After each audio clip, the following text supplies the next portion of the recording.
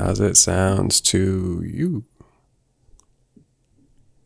All right, so I have been spending a lot of time working through the steps that are required for someone to work through if they want to make a living on YouTube and through an online business where primarily the thing that people are buying from you is your time, or in my case, my time.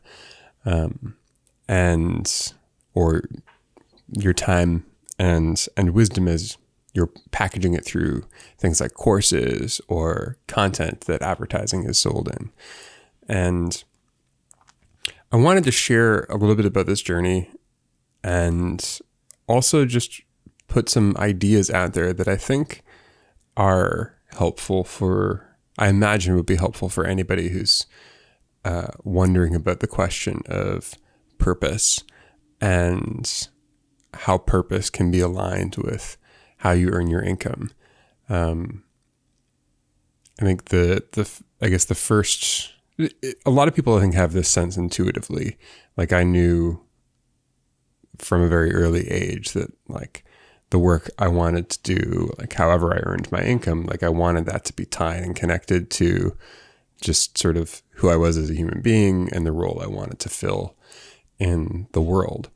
And I remember when I started communicating about that, not a lot of people, but some people in my life had the position that was sort of like, this was a foreign concept to them, that jobs were how you make money and you need money to live.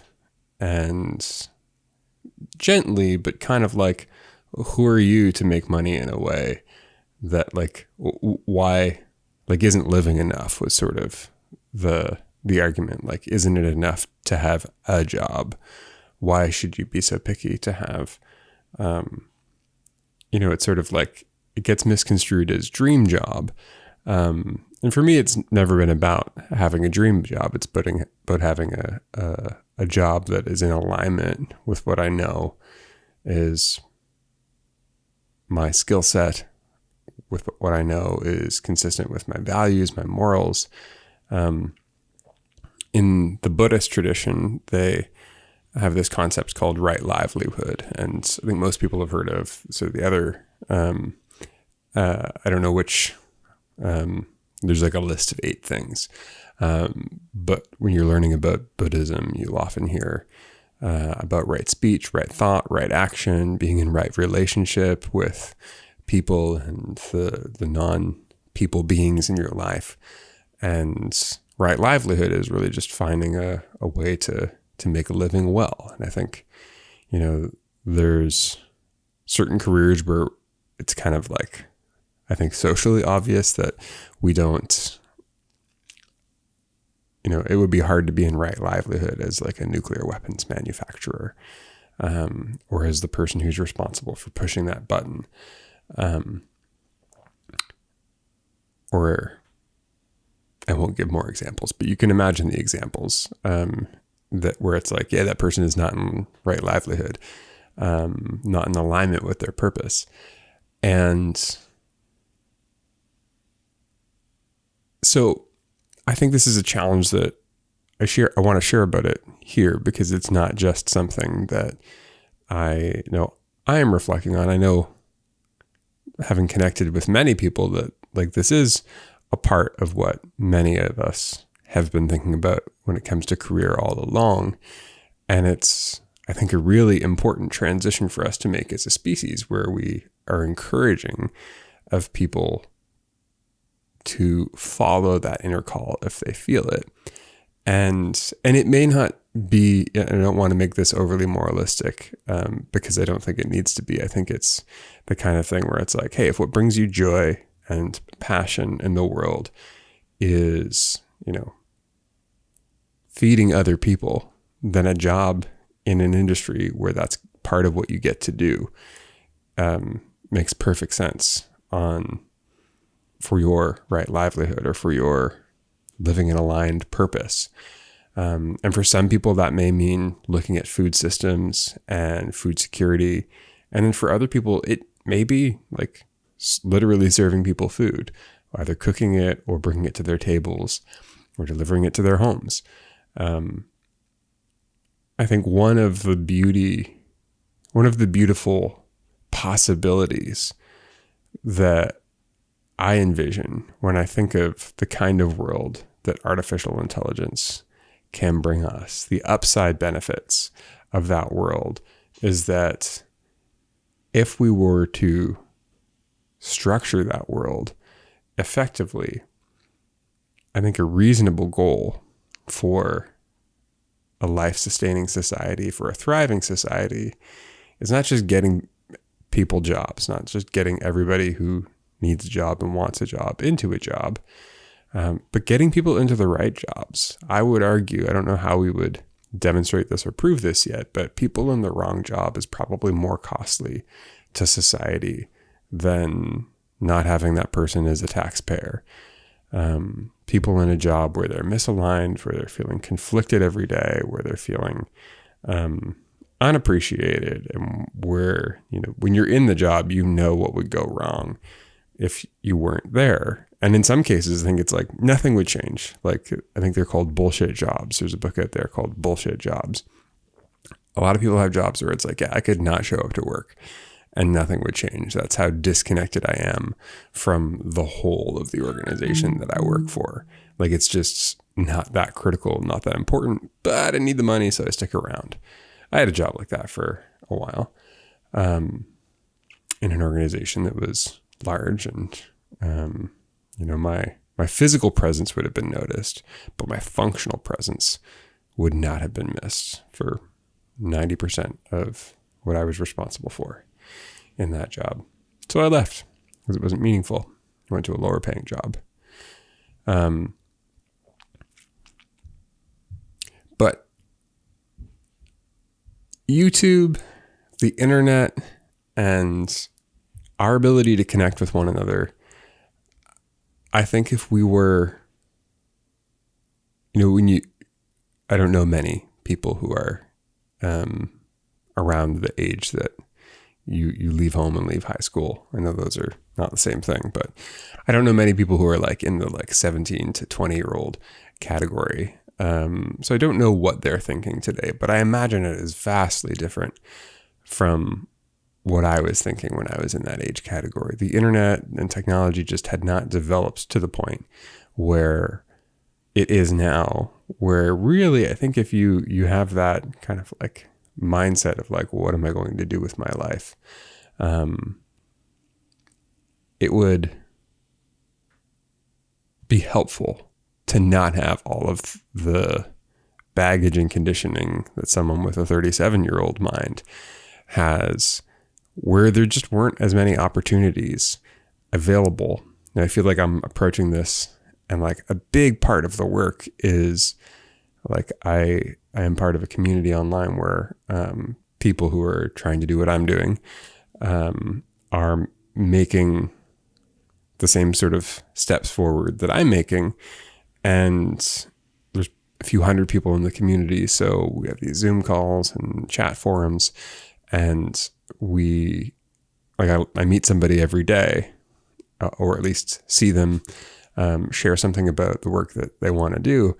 And consistently, over and over again, and I felt this way before I was in the program, for the last several years, like I meet people and it's like they describe what it is they're doing. And my first instinct is always, that was an option. Like, you can get paid to do that. And I think the reality of the internet is that like, if you have a problem, and it can be hyper specific, hyper psychological, or like internalized, like it's just this, internal blockage, and then you can punch those terms into YouTube or Google, and it will come back with a video that describes somebody else experiencing something like uncannily similar, and they walk you through it. And there are enough humans on the planet that enough people who have these problems are also people who have money to resolve these problems. and you can become like hyper specialized at something and make a go of it, which I find endlessly exciting. And it is not immediately obvious if you're, someone who's been going about life as you are, like what the best thing to contribute is, what the best way to go about finding that aligned purpose where, I don't know if you've seen the Ikigai, one of those two. I'll throw it up on the screen here, but it's basically like this series of Venn diagrams that, we'll put it over here, asks you the question of like, what are the things that you're insanely good at? What are the things that people are willing to pay for? What do other people want in the world? And, what would make the world a better place? They might not be the exact questions, but that's the essence of it. It's like looking at the Venn diagram of like what you have to offer, what the world wants from you, what are you willing to give them? That's where your aligned purpose can be. There's a theologian named Frederick Buechner who he has articulated this as, he says, the place God calls you to is the place where your deep gladness and the world's deep hunger meet. An example of this might be bartenders don't get paid terribly well in this world. And some people are like really happy tending bar. And I can imagine that there is a future where the kid who knows what he's meant to do, at least for a time, is to be on the other side of the bar and have conversations with people and be in the flow of mixing drinks for people. And, there's just something about that career, that role that really resonates with him. I can imagine that would be a different scenario where that's not just a thing you do to get by. Right now, we've sort of relegated that to like, oh, that's a thing you do to get by while you're trying to get somewhere else. But it doesn't necessarily need to be that. We've constructed a society where that's how it is. The thing I'm fascinated about by YouTube is it's sort of like, well, and when I say YouTube, I just mean like online, like the modern internet, is that I think a lot of people are moving through the world resting on the assumption that, and I've been here as recently as this morning, like writing in my journal, like, how am I going to make this work? A little bit of imposter syndrome. Like, really, you're going to sit in front of the camera and talk again? And that's going to one day amount to what exactly? And a funny thing that I've noticed is that when I'm actually in front of the camera, there's no problem. Like, it's just obvious that like the bartender, it's like, I like being in front of the camera. I like working in front of an audience. I've known that from a very early age. Working in front of an audience is one of my comfortable places. And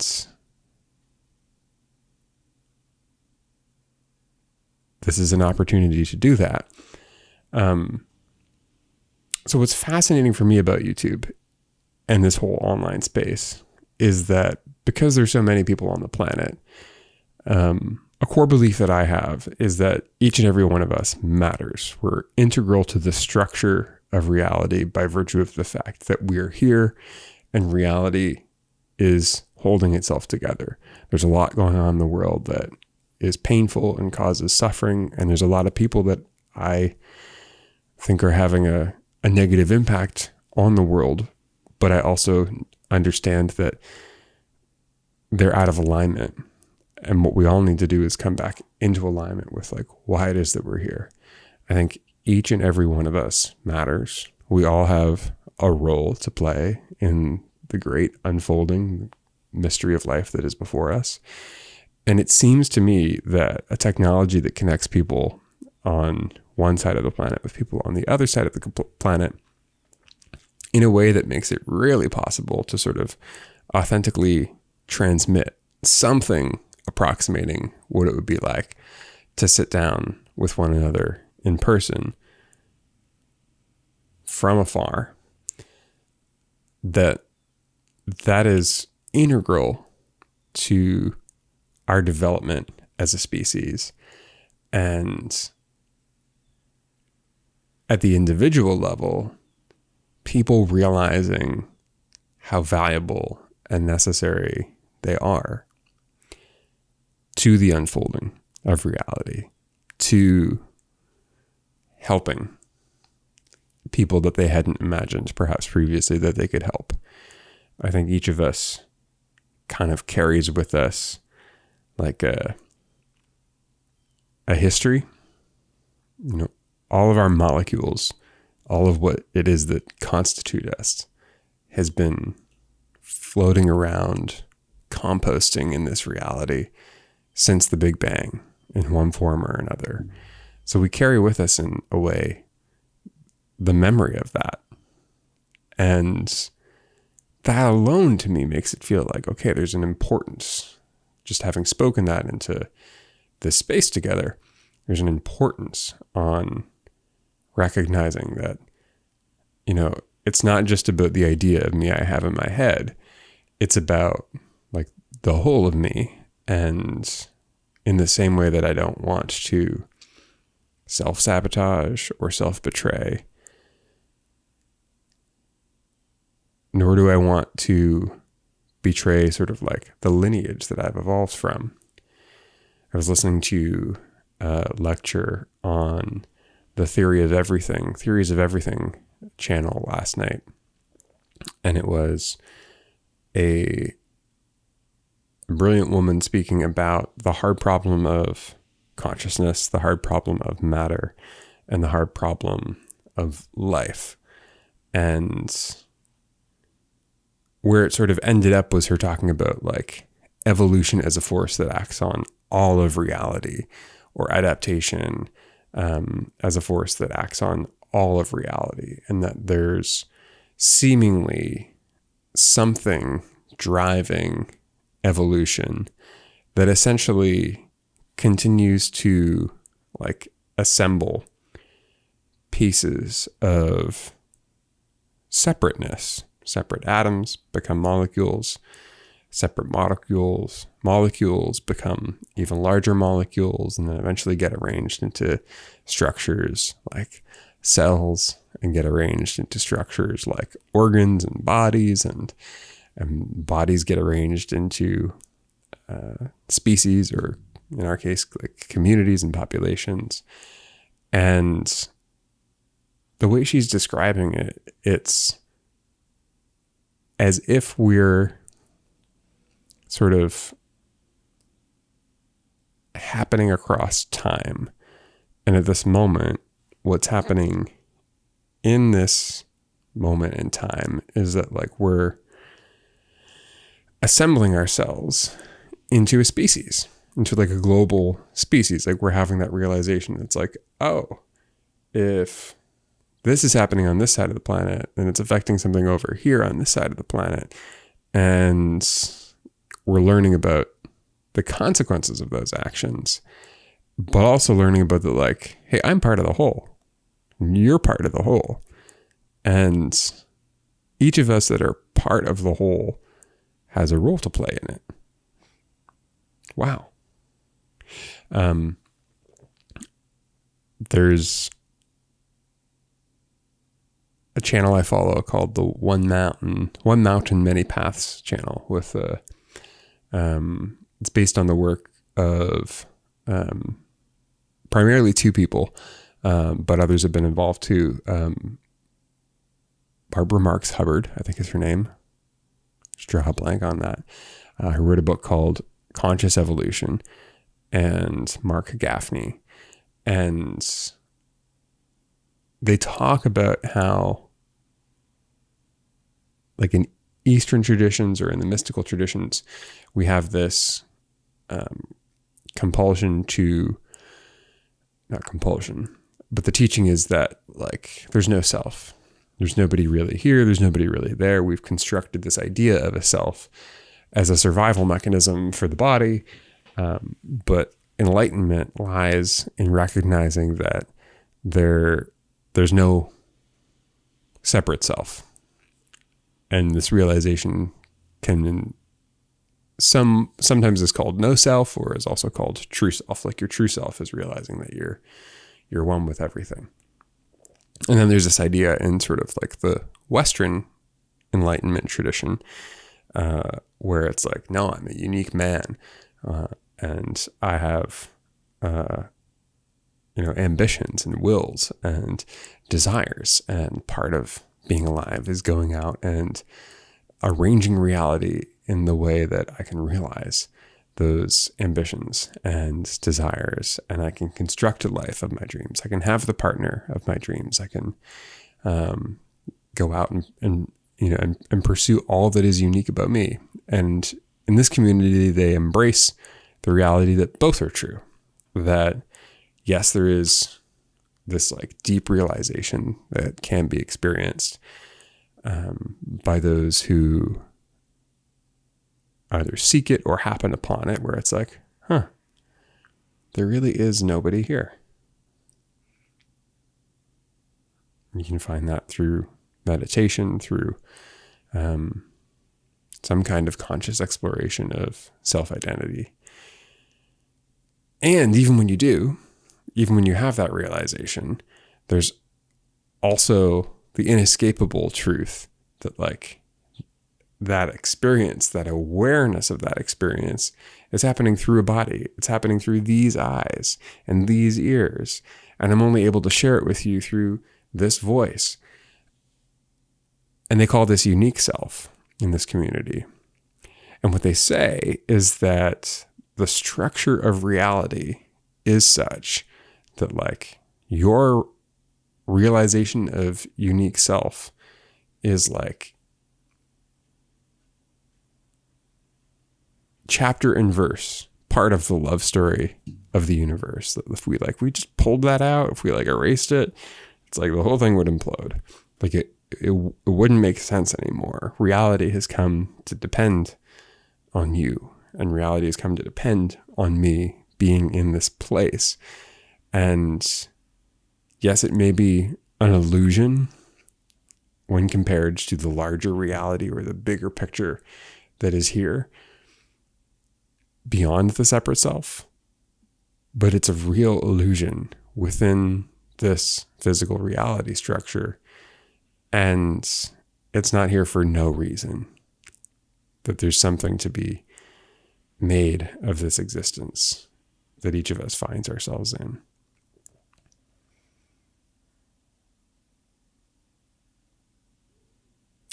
And I like that idea because it resonates truthfully with my own experience.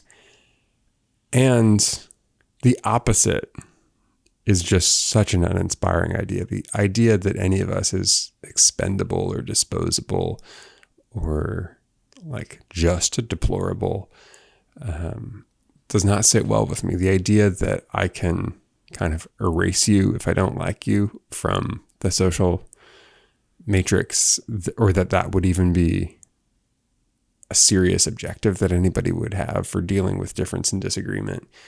The idea that, and I think a lot of us are just, we're taught this unconsciously through the culture, which the culture kind of says, like, you don't matter that much. There's one of you and 9 billion others. Like, come on, at a mathematical perspective, that's like, I don't know how many zeros, 0.0000. The zeros go on for a while before you hit a 1% of the population that you account for. It's not that many. Just the idea of that doesn't sit well with me. It's like, well, then what's the point? Well, the alternative is that, like, yeah, you matter a lot. I matter a lot, as much as anybody else, which is a lot. If each of us is a chapter of the love story of the universe, the unfolding of the universe, the unfolding of reality, and that there is some grander, more beautiful design to things that I don't have to explain, nor could I, and I'm not responsible for. I'm just responsible for my part in it. And what's exciting to me about doing this kind of work, being online, sharing what it is that I have to share, is that it's like, it's not my responsibility to figure out exactly what I'm going to say before I show up to say it. I trust that in sharing what I'm inspired to share, that there's some purpose in having done that, or some value in having done that, that like, I don't get to have control over articulating, but that doesn't mean that I undervalue what it is that I'm sharing, nor does it mean that I overvalue what it is that I'm sharing. I probably value it more than someone who's speaking from a place of misalignment, but anybody who comes and has something to share from an aligned place, or from a place that is tending towards alignment, is like, I'm all ears. I'm all ears for that. So,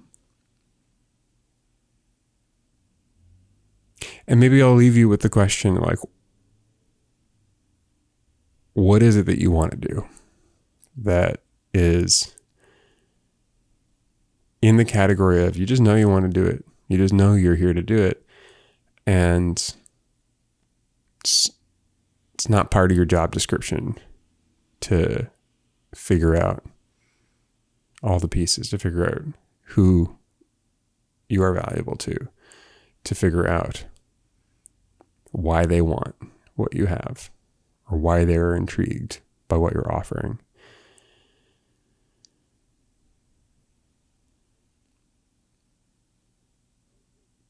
And can you hold that lightly? That part is hard to let go of. I find it very hard for me to let go of, because it's, there's a part of me that's like, it's got to work out, Mark.